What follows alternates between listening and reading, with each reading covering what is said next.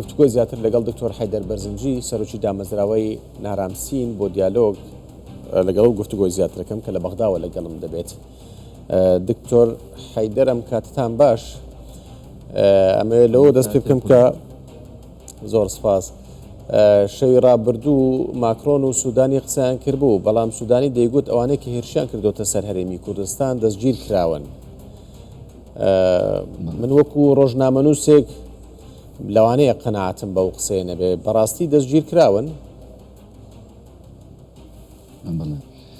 زۆر سپاس، سلااوڕێزم ێ بۆ جەنابێت بۆن بینەرانی کاناڵی 24 بە هیوام بە سەلامەتی و بە ئاشتی و بەخۆشی عێراق و کوردستان بژین لەم کێشە و مەشاکلە دوورمان بکەنەوە.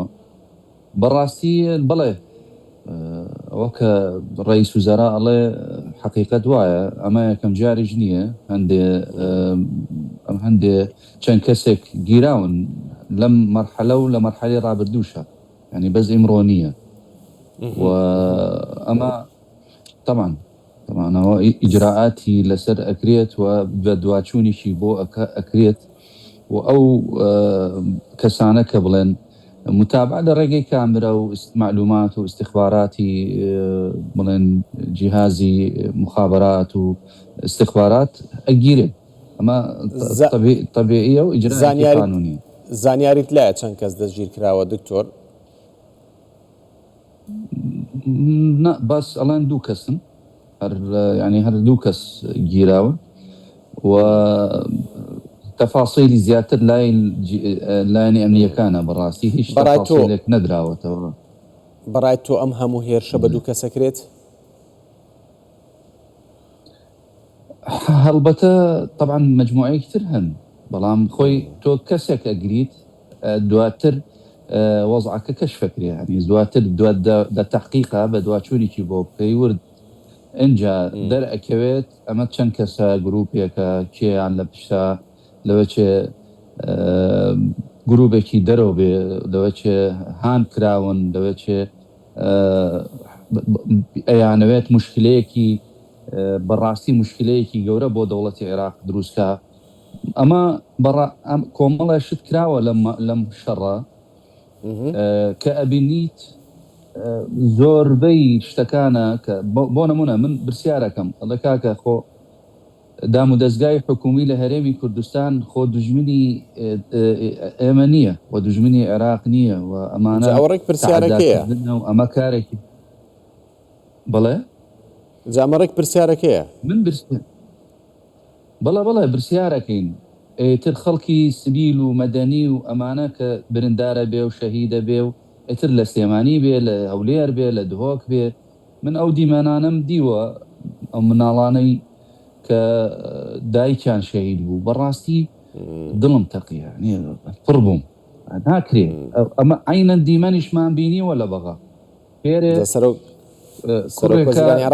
جەنازەی باوکی طبعاً ئەی چۆن طبعاً مەسئولیاتی کاکە مەسئولیاتی سەرۆک وەزیرانە، دام و دەستگای حکومیەکانە، هەمووی مەسئولیاتی ئەوەی ئەمن و ئاسایشی هاوڵاتی بپارێزێت و نەیەڵی تەعەداکردن لەسەر دام و دەستگای حکومی.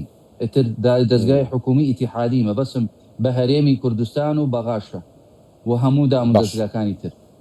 ئەوان ڕیوایەتی و حکایەتی گروپە مقاومە ئەڵێ کە طبعاً حەشت جیاوازە ئەبێ جیا بکەینەوە و مقاومە بەرەی مقاومەش جیاوازە ئەوان ئەڵێ ئێمە بەڵێ جیاوازەکەیان چیەگەر پێ بڵێ؟ زۆر باشە.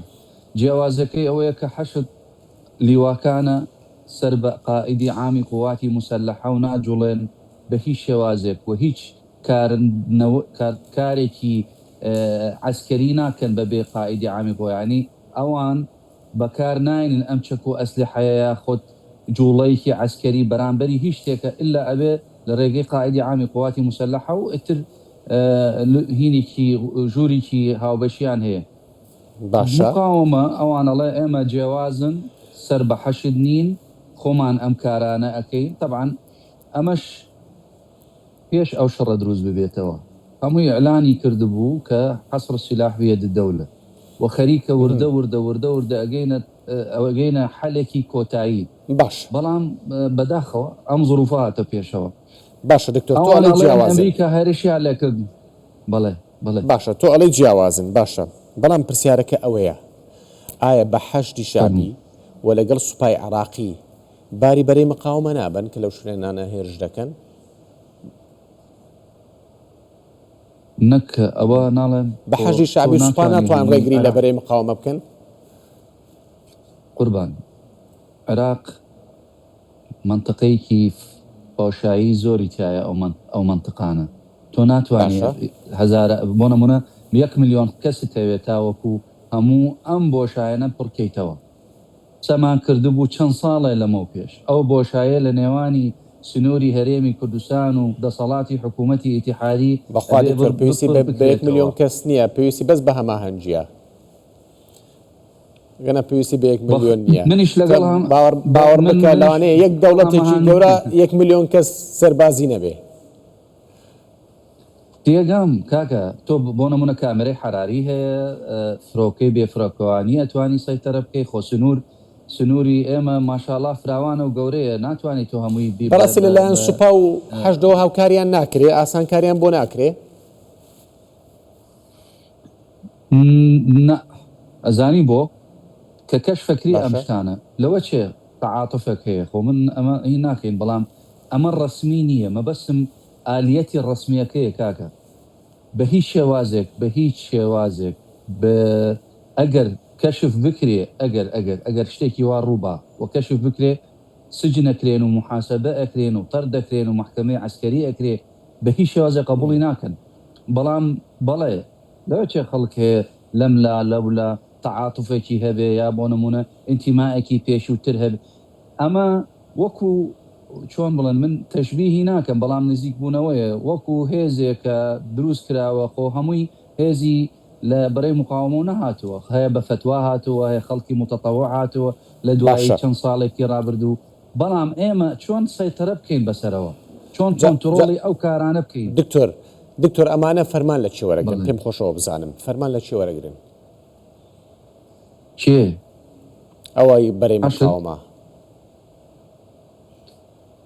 فرمان طبعا لە قاعدەکانی خۆیان وەرەگرن، طبعا بەبێ عملیاتی ئەمە تەبیعیە. طبعا چۆن قاعدەکانیشیان دیارن وانە؟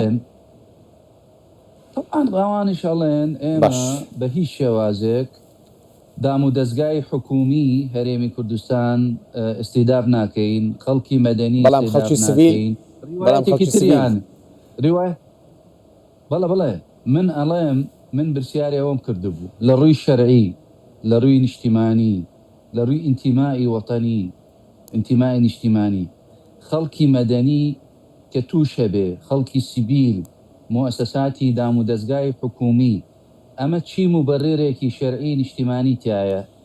یعنی تۆ بۆ نمونە هێرشەکەیتە سەر پێشمەرگە، هێرشەکەیتە سەر هێزی هەشتا حەفتا لە سێمانی، لە هەولێر، لە دهۆک، خەڵک تووشە بێ و شەهید ئەبێ. ئەمە ئەتر لە مەتاری هەولێریش بە هەمان شێوە ئەمانە کە شەهیدە بن وەکە ئەکوژرێن، ئەمە تێکدانی ئاشتەوانی نییە لە عێراقا بەچی مبررێکی شەرعی؟ باوەڕ بکە دکتۆر بەعزێکیان ئەڵێن کاکە ئێمە نین، ئێمە ئەو کارانە ناکەین، ئەمە تهمەتێکە ئەبەسرێتەوە بەسەر ئێمە، ئەمە دەستێک هەیە کە ئەیانەوێت ئێمە بەم شێوازە دەڵام قەناعەتم نییە دکتۆر بە قسەی ئەوان بمبورە تێگەم باوەڕکە تەنانەت سەرکردەکانیشیان و بەرپرسەکانیشیان زۆر بە ئازادانە لە نێو بەغدا ئەسوڕێنەوە وە دیاریشن جەنابوو بڵێن بە سەراحەتی شەڵێم من ئەم کارانە کە بەرامبەری خەڵکی سیبیل و دام و دەستگای حکومی ئەکرێت من بە تیرۆرکردنی ئەزانمی خەڵک و بە تیرۆرکردنی عملی سیاسی و بە تیرۆرکردنی ئاشتی لە ناو عێراقا، چونکە من بە هیچ شێوازێ قبوڵی ئەوە ناکەن یەک قەترەی خوێن لە خەڵکی مەدەنی و بێتاوان و ترکە مەبەسم مەدەنی و عسکەری حکومیش بێ، ینی هی هەرێم و هی بەغاش بێ، بەچی شێواز بەچی مبارێرێک پێم بڵێ لەبەرەوە خلافێکی سیاسیت هەیە، آخر خلافی سیاسی بەمە حەلەکرێ بە کوشتن و بە خوێن؟ نه بە هیچ شێوازە ئێمە قبولی ناکەن بەڵام ئێمەش ئەمانەوێت دلیلێکی قاتع بەرامبەری ئەم کۆمەڵە خەڵکە کە ئەم کارانە بکەن و هیوادارم حکوومەتی هەرێمی کوردستان لەگەڵ حکوومەتی بەغا بەڕاستی حەلێکی کۆتایی بەم کار و کردەوەنە داینین والله حەلەکە لای بەغدایە سپاس دکتۆر سەرچاوم سپاس بۆ دکتۆر حەیدەر بەرزنجی سەرۆکی دامەزراوەی نارامسین بۆ دیالۆگ کە لە بەغداوە لەگەڵمان بووی زۆر سپاس